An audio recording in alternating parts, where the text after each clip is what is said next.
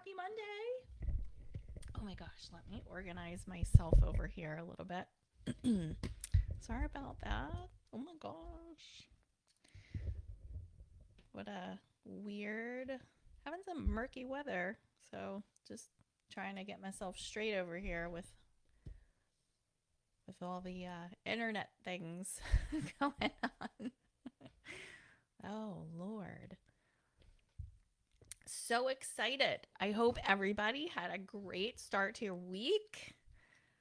Super, super exciting. It's Monday. I can't even believe it. Are we already like into December? How did that happen? How did that happen? Oh my goodness. Wanted to share with you guys super quick today. One second. Where's my little window? Weird. Weird. Where'd it go? I guess not. Okay. Strange. Very strange. Okay. I wanted to share with you guys that I'm having this wonderful, let's see if it's Simple Truth cottage cheese with 2% milk fat. They didn't have the skim. That's okay. Milk fat is really good for us ladies, so I don't avoid it. I also don't go whole milk. So, I personally have an issue with milk, but in cottage cheese, I can have it because it's heated up. There's a science thing that goes on in my body that's so annoying that I can't have a glass of milk specifically, but I can have anything else. If it's processed, like heated up, then I can have it. So if it's baked into something, I'm not lactose intolerant, in other words. Anyway, so I went 2%. I usually go skim. So you could see this is not a big cup. I am I'm a 5'3" woman, so my hands are not super big. So you could see it is 5.65 ounces, 160 grams in the cup of cottage cheese. I put a scoop of my one of my favorite flavors of protein powder. So this cup of cottage cheese is protein, 21 grams of protein in this little tiny cup, plus my scoop of protein powder, which is 24 grams of protein. So when we add 21 plus 25, that equals 46 in this little cup grams of protein. 46. This is what I call, whether you like cottage cheese or not, that is 46 grams of protein. It's not super filling, so you could move on to the next and get some more protein in. But I'm just saying, guys, when you're trying to hit at least 100 a day, that is literally in this tiny cup half of your protein for the day, if that's what it is. I'm doing more than that, but this is a third of my protein for the day. So I'm very happy with this choice. I happen to be a cottage cheese fan. I'm not sure I'm going to do chocolate protein powder in it. Kind of going forward, I feel like it's more of a cake batter. I think cake batter. So this, it doesn't taste bad. I think that cottage cheese plus my chocolate protein powder kind of tastes like a sour cream cake, which I'm not opposed to. It's just not my favorite, so I think I might try like a different flavor. I'm not sure yet. Maybe it's a cake pop kind of a. I think cake pop would be better with this. Anyway, so 46 grams of protein, yo. Let's do it. All right, guys. So I just want to double check.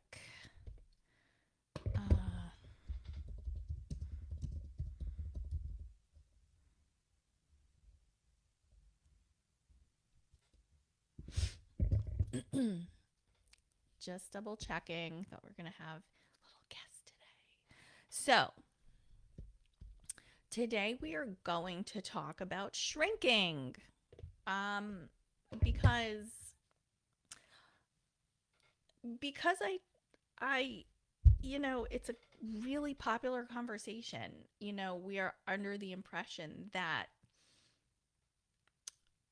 being healthy means being smaller, and that's really not what being healthy is. Also, for my carnivore people, I love you guys, but I'm not carnivore people, my carnivore friends, because you're my carnivore friends. I love you guys, but the plaque is going to build up in your body despite how much health you think you have by weight loss and things like that. Weight loss on the scale does not mean that you're healthy. It's what the health of your body actually is. The number on the scale does not mean health. It's moving around. It is what you put in your body. And if you're only putting in meat with the occasional fruit, it becomes about what you're missing because you are not getting macronutrients and micronutrients that are essential to the biological processes that happen in ourselves. Um, so that being said, it's not shrinking is not the goal here, guys. That's not health. And I realize we've been led to believe it. So we're gonna talk about it today. If you've ever looked back at old photos and thought, I just want to be thin again, this is the place for you today. Okay. Or you scroll through social media. If I could just lose the weight, and you've thought about that, you're not alone. This is the place for you. Most women grew up believing skinny was like some ultimate achievement. It's a sign you were disciplined, desirable, successful, good, right? Good, bad stuff. Well, take it from the girl who grew up being the tiny ballerina. It didn't always mean just because I was tiny, did not always mean I was healthy. And actually being heavier on the scale was a healthier place in my life. Okay, so I just wanted to have that discussion with you all today, and let's talk about it.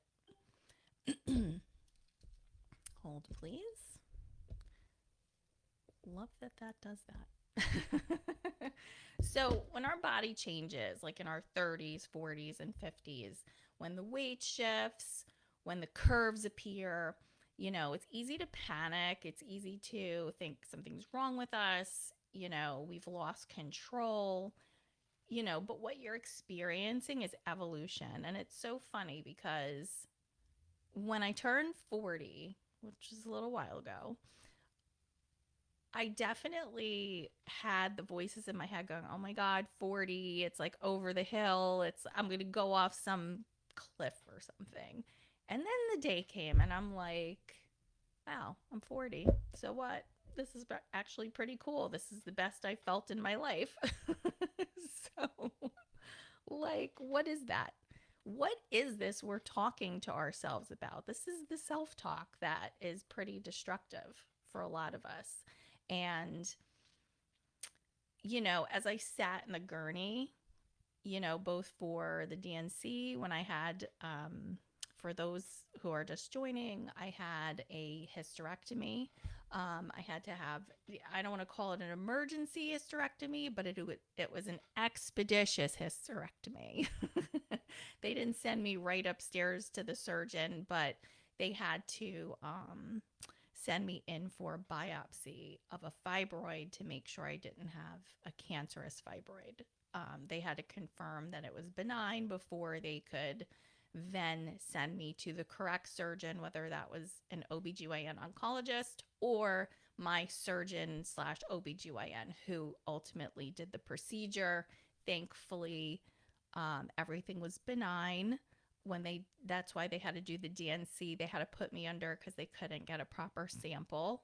And then about 20 days later, I went in for the hysterectomy. Now, in those 20 days, that fucking fibroid grew from the size of an orange to the size of a fucking grapefruit. Just think about that. Just think about that. That thing was on a fucking mission. So, as I sat in the gurneys for both of those procedures, both the DNC and the hysterectomy, the word that kept occurring to me was evolution. This is not a cliff. This is just my body's evolving, and I've got to evolve with it. I've got to evolve my thinking with it. I've got to evolve my processes with it. It's a new phase of life. It's nothing to be mad at. It's nothing to be afraid of. You're evolving. When we hit puberty, we fucking evolved. Okay. So you got your period. Did you fall off a cliff? No, here we are. So, we have a guest. Hold, please.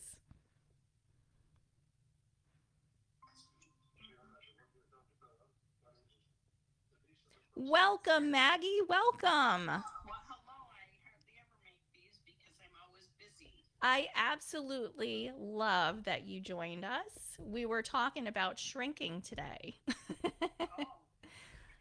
Yes. And talking about how our bodies go through this evolution when we hit midlife, and that we evolved when we got our period in our teens, and now we're evolving again, right? Yeah, it's lovely. Yeah, it is lovely. I'm with you on that. I'm with you on that. So, here's the thing, skinny goals. Let's talk about that for a minute. We're conditioned to think that we're going to be rewarded for being small throughout our life. We're praised for eating less or complimented for being small or shrinking, celebrated for disappearing, basically. So our brains kind of associate skinny with that safety, success, belonging, and worth. But your current body, your current season, your current physiology when you're in midlife is not about this. It's like a whole different theme, and it breaks the mold on so many of the things we think about. And Right. I think you've been through it, Maggie, right? Oh, yeah. Yeah. Yep. It's Yep. it's been a pleasure, right? Oh, it's been a big pleasure looking at all those jeans that are like, oh, damn, I was that skinny at one point. Holy smokes. I know. And then you look at it and you're like, wait a minute, what's going on? And that's what we've been looking at as we work together. For anyone listening, Maggie's one of my clients and she is down. Maggie, you want to say how many inches you're down? 8 inches. Oh my God. I know. I couldn't believe it. How do you feel about that? I feel good. Yeah. I mean, it'd be nice to see it. I know the scale doesn't always tell you, but it'd be nice to see it in numbers. But Mm-hmm. it's nice to feel it in like your winter jackets that you haven't worn since like last March. It's like, oh, they're a little roomier now. Yes, yes. Mm-hmm. I love that. I'm so excited for you, girl. Yeah, yeah, Oh my goodness. And the skinny goals though, they're not always about health, right? right, It's more associated with that approval feeling, and building strength doesn't always mean the scale is going to say a certain number or our inches are going to be a certain number. It's about becoming healthy from the inside first. And then all the physical changes come with that, right? right. Which you're seeing. You're starting to see that being 8 overall inches down, which is Yeah, amazing. right. Amazing. And share with us a little bit how you feel about, how you're feeling physically in this time. Physically, well, physically I feel better. I don't know. I was feeling pretty bad about myself and lethargic about my body. it was very lethargic. But now that I've gotten my eating back on, well, almost back on track, and I'm not focusing on the scale or like, Mm-hmm. what's the difference? It's not going to make a change. Just focusing on hitting the metrics has really changed, has been transforming my body. And my mindset now is, God, you're not, I no longer look at myself and say, God, you're so fat, or what the hell did you do to yourself? It's more of, Mm-hmm. if you can't eat, if you're not, like, if you're on, like, Friday we were shopping with my family, and it was like, okay, I'm not going to count my stuff today. I'm just going to eat handful. Mm-hmm. What's in the palm of my hand is what's going to go in my mouth, and I'm not going to overeat, and just trust the process and not focus so hard on it. Like, I love it. don't go and try to work out 2 hours a day like I used to, because it doesn't work. At this stage of my game, it doesn't work. I just Mm-hmm. gained weight. So even though I'm unable to work out right now because of the several things that I have going on, Mm-hmm. I'm still losing inches. I feel pretty good. My body is responding. I'm taking time for myself. It's not as tired. So yeah, my mental health is good. My body is there. So I love it. the rest will just follow. Just believe in it. You just gotta keep saying, hey, the process works. Just keep following it. Right. Right. I love that. You really do have to trust the process, because being fit isn't just looking a certain way, it's living the way your body needs you to live so it can survive in the best way possible and thrive in life. It's strengthening your body, strengthening your boundaries, strengthening those decisions. Like you said, you didn't eat more than what was in the palm of your hand. You gave yourself a serving. That's one serving size. You're strengthening your identity through that as well. You're saying, this is who I am, and I feel good about it. And you're not just surviving. It's like being strong is being sovereign. You have your boundaries, you have this is what you're doing, and you have that direction. And I'm so, so proud of you for making those decisions and for trusting the process. Yeah. At the beginning, the process was like, God, this isn't working. But once I started to see, oh my goodness, like the scale didn't tip. But I think Mm-hmm. when we went to Aruba and I came back, I was like, yeah, I didn't worry about what I ate. I just ate. I was mindful. I didn't not eat an ice cream if they had ice cream. I didn't not. Um, my only request was that we had protein. Right. And we were Right. able to find that at the store, and Mm-hmm. I've been able to continue that on when we came home. So, yeah, even though the weight on the scale is up, the inches are down. I don't know why that's up. Could be inflammation, with what's going on with my hip or whatever. But I just believe in the process, and I'm also instilling, like you said, time in the day for myself. Yeah. So Yeah. cutting things down, not being so spread thin, taking Mm-hmm. the time just to be like, okay, Friday I have off. I'm not doing anything. Good for you. You know what? I love that for you because it's what Maggie, you're all of us because that's what us as women do. We spread ourselves thin. It's just almost ingrained in us. We're going to be everyone's everything and we're going to be there for everybody.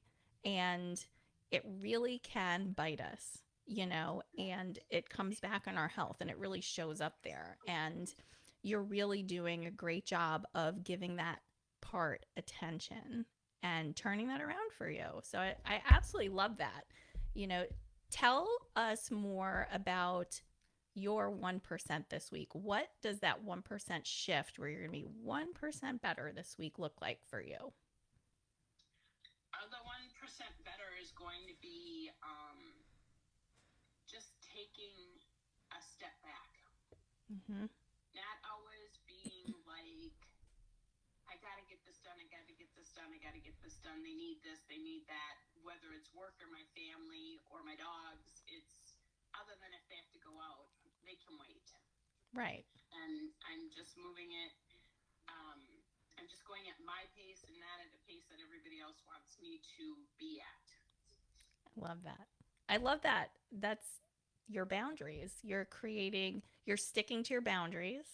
You've made these decisions, you're sticking to them, and you're keeping strong in that new identity. And I absolutely love that. And practicing that is, the way you're doing that is putting that into real life. And that's the most important part is not just saying it, but doing it. Yeah, And and you it's are. hard because that's not our normal, or it's not my normal behavior. But Very I've true. just learned that I can't, like 1% better. I mean, like, okay, I took time out yesterday. I was tired, but Hmm. at the end of the day, I had meat sitting there. I went in and made a meatloaf for the week to eat, and um, we grabbed some grocery shopping last night, and just sticking to what I'm going to eat, more focused on, oh, well, like the husband says, you want to go to Panera tonight? No, we've gone out over the weekend. We're going to eat at home. We have plenty of stuff to eat. Yep. Yep. That's awesome. That's awesome. And it's, you could go to Panera, you could work that into your day, but you know that you've planned for this already Right. and you've worked that in and you have a vision and you're sticking to that. And I'm really proud of you for Yeah. doing Well, that. thanks. That's Thanks. awesome.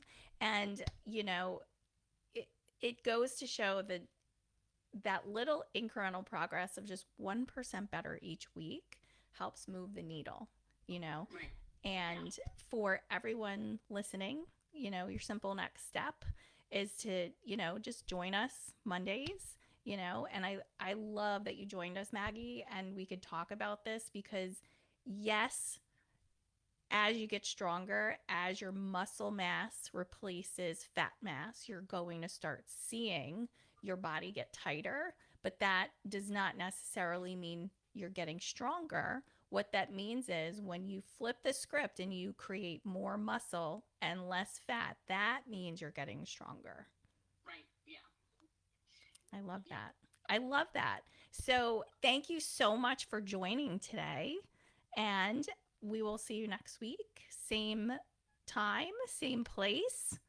And for anybody who's listening who is interested in taking a look at where you are in your wellness, take your wellness IQ quiz and comment or DM me IQ, and I'll send you the quiz link so you can understand what your body's been trying to tell you.